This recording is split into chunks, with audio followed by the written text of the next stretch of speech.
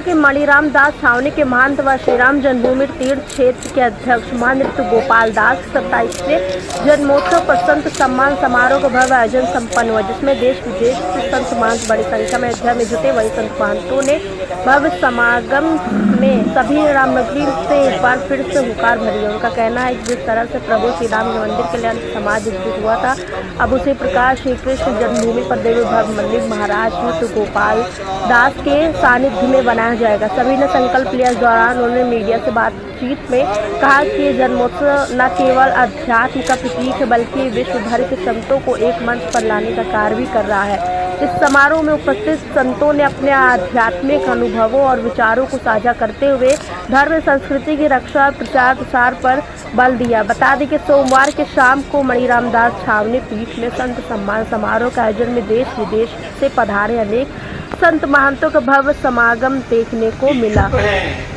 इनका चरण श्री श्री स्वामी गोविंदास जी महाराज अहमदाबाद सरजू रामानंद संस्कृत विद्यालय के प्राचार्य है। अत्यंत श्री जयरामदास जी महाराज जी के श्री मणिराम छावनी पीठाधीश्वर श्री राम जन्मभूमि तीर्थ क्षेत्र के अध्यक्ष श्री गुजरात हम सबके बीच में विराजमान है और उन्हीं की करके यहाँ महाराज जी के वर्धापन महामहोत्सव में पधारे हैं। श्री स्वामी जितेंद्रानंद जी प्रतिवर्ष महाराज जी के श्री चंपत राय जी भी कुछ क्षणों में यहाँ मंच पर पधारेंगे। गुजरात की पावन भूमि अपने आज बहुत ही पावन अवसर है।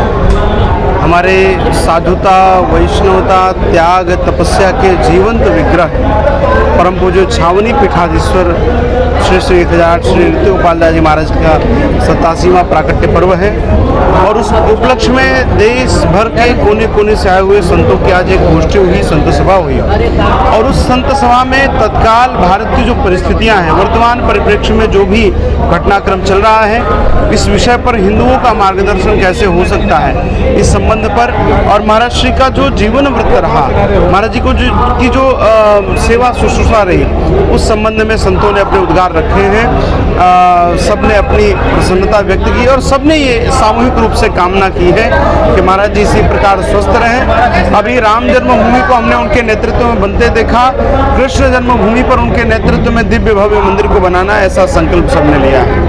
महाराज जी आपका पूज्य महाराज जी से बहुत ही मतलब कहा जाए तो बहुत पूर्व का प्रेम है। कुछ व्यस्तताओं के क्रम में गुरुदेव प्रत्यक्ष नहीं उपस्थित हो पाए, यद्यपि उनका कार्यक्रम बन रहा था आने का, लेकिन गुरुदेव ने महाराज श्री के प्रति मंगल कामना, शिष्यों के प्रति भी मंगल कामना और साथ ही अगले वर्ष पूज्य गुरुदेव ने उनको वाल्मीकि रामायण सुनाने का ऐसा वचन दिया है।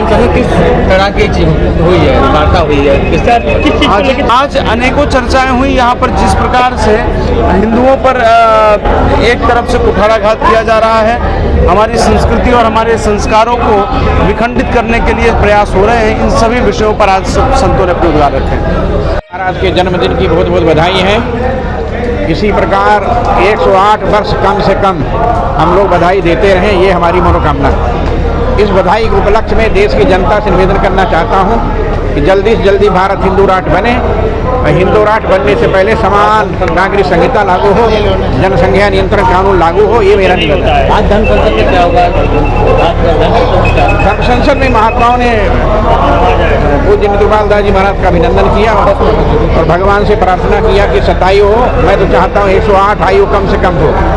महाराज जी 11 हमारे परमाध्यक्ष परम पूज्य नृत्य गोपाल दास जी महाराज के 27वें जन्मोत्सव पर यह कार्यक्रम आयोजित था और लगातार 1 जून से लेकर अब तक ये निर्विवाद रूप से चलता रहा।